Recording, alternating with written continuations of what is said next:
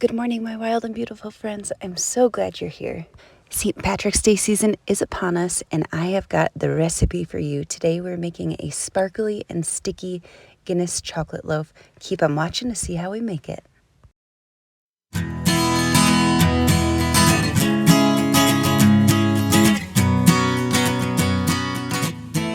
So this recipe is so simple. We're going to start with a can of coconut.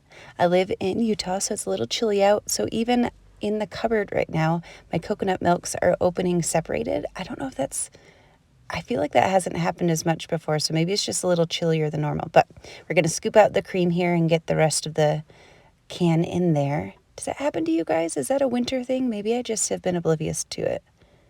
I'm also going to add 1.5 cups of sugar here. We're just using one big bowl. We're going to add our wet ingredients in first and then our dry. So to our sugar and coconut milk, I'm going to add 1/2 tablespoon of vanilla extract. I'm also going to add 1/2 tablespoon of apple cider vinegar. That's going to help give us some lift once we add some baking soda to our dry part of the mixture. And since we're making a chocolate cake, to make that flavor really pop, I'm going to add a bit of instant coffee. So I've got 1/2 teaspoon of instant coffee here. I'm going to pour in, and it'll dissolve right away, so don't worry about that. That's why we're adding it to the wet ingredient side. And then we're just going to add 2 tablespoons of melted coconut oil. We don't need a ton of oil in this recipe. That can of coconut milk really goes a long way for adding some moistness and gooiness to our chocolate cake. So I'm just going to mix this up and then add that coconut oil. And since my coconut milk is still a little bit separated, I'm just going to go in with a spatula and try to break it up a little bit. It's quite soft, so I believe it'll mix in pretty well. I'm just getting those big chunks broken down. And the reason why I'm doing this before I add my dry ingredients is because I want to make sure that I don't overmix my batter once I add those dry ingredients in. So once I've got that pretty broken up, we're going to add in our dry ingredients. And all you need for that is 2 cups of all-purpose flour, 3/4 cup of cocoa powder, 1/2 teaspoon of salt, and then 2 teaspoons,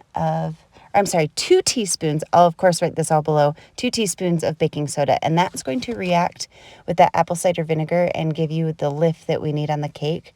So as soon as you mix this together, you're going to want to get it in the oven. This is a gotta go fast kind of process here. So going to just mix that a little bit, and then we're going to add the star of our show, which will also give us some more lift. And that star, as I'm sure you know by now, is Guinness. Quality control. Yeah, I think we're doing okay. Quality has been controlled. The Guinness is good. We're going to add 2/3 cup to our just barely mixed batter, and we're going to just barely mix it together until it all comes together, and it will be ready to put into a loaf pan. And like I said, time is of the essence at this point in your cake making. That reaction is starting to happen with the apple cider vinegar and the baking soda, and then the fizz from the beer is also going to help give us some lift on our cake. So once we're barely mixed, I'm going to just add in a handful of these dark chocolate chips here, probably about, I really struggled more than that. I'm struggling with this bag here. Probably going to add about 1/4 cup, not too many. Mix them in, and then we will get it into our loaf pan, like I said. With the loaf pan, I'm just using a piece of parchment paper. That seems to be the easiest way with this sticky of a cake. You can, of course, grease and flour your pan if you don't want to use parchment paper. I have found a trick, and if you've baked at all, you probably know this, but in case you don't, it is very helpful to get this to fit in your pan perfectly. All you've got to do is take your sheet. I'm making it a little bit bigger than the pan so it'll lay over it, and you crumple it up, and then you can press it into the pan, and it'll fit in whatever shape you put it in. Pro tip here. So while I was starting our batter and while I'm putting this parchment paper in and pouring the batter in, we've got our oven heated to 350 degrees. Oh, look how luscious that batter is. It's going to be a little on the thicker side, and that's totally what you're looking for. And little bits of that coconut milk are just fine. They're going to melt right into the cake. Bonus for being vegan, you can lick this batter without any worry of salmonella. Just saying. I'm also going to top our little loaf here with a little bit more of those chocolate chips, and we're going to toss it in the oven. And while it's baking, we're going to make a very simple Guinness glaze. I've got 4 tablespoons of powdered sugar here, and I'm going to add some Guinness until it creates a very like glaze-like consistency, which was about 2 tablespoons. Start with 1 and then kind of work your way up there. So I'm just going to stir it in. Oh, also I added a bit of vanilla, I'm sorry. Probably about a half a teaspoon. This is just going to add a little bit of sweetness on top. And also where we're going to get our glitter shimmer for our St. Patrick's Day Guinness cake. So once you've got this mixed together and it's nice and smooth, so this next step is entirely optional, but if you can get your hands on some vegan edible glitter, I feel like you probably should. It was pretty inexpensive and I've used it for quite a few recipes. I've used it in bath bombs. I'm using it in cooking. It's just this gold edible glitter that I'm going to dump in. I'm going to add about a half a teaspoon. A little bit does go a long way.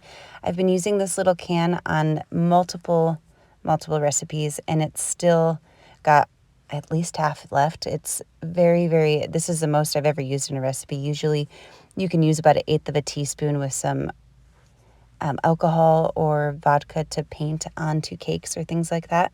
But look at that shimmer. I'm hoping the camera will pick it up pretty well. We're going to use that to drizzle on the dark chocolate cake and it's going to pop so well. I'm so excited. Very St. Patty's Day appropriate if you ask me. So in my oven, this takes about 40 minutes to bake. I definitely check it about 30 minutes. My oven, I think, takes a little bit longer, but if you just do a skewer or toothpick prick test, if it comes out mostly clean, you're looking good.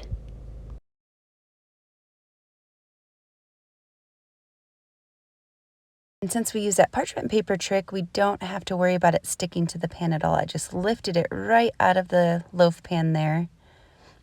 And we're going to, of course, taste test a little edge. Delicious. And then I'm going to take our shimmery Guinness glaze and just drizzle it all over the top. It's been sitting a second while everything's baking, so it had a little crust. Just going to mix that in and drizzle it on top. And we're going to cut off a nice little section and have ourselves a very decadent St. Patrick's Day snack. Oh my goodness, you guys, I wish you could smell what it smells like in my kitchen. It smells divine in here. This cake is amazing right out of the oven, but I find that it actually gets even better texture-wise as it cools down. Look at that gorgeous shimmer. I hope you can see it on the camera. It's so beautiful. You guys have to try this cake. It's so easy to make, so decadent.